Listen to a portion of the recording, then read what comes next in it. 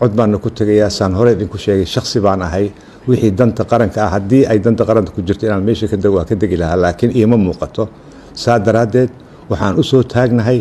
sharciga in la ilaaliyo codkii la qaado golaha la geeyo sida xeer hoosaadku uu yahay loo hogaansamo wax intaa ka duwan waxa weeyaan jabhadeen baan u aqaanayo waa arrin aan habbooneen dalkana kuma habboona madax ahaan naguma habboona shacbiga sharaftiisa iyo sumcadiisa uma habboona heybadda baarlamaanka uu xeer hoosaadku uu yahay loo hogaansamo أنا أقول للإمارات أن الصومال للصوماليين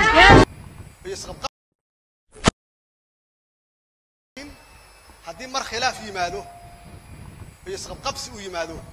wax alla wixii hore loo waday ama wax alla wixii hore u socday inay joogsanayaan waxaan hadda ka soo laabtay aniga iyo wafdi aan hogaaminayo booqasho mood aan ku tagnay dalka isu taga Imaaraadka Carabta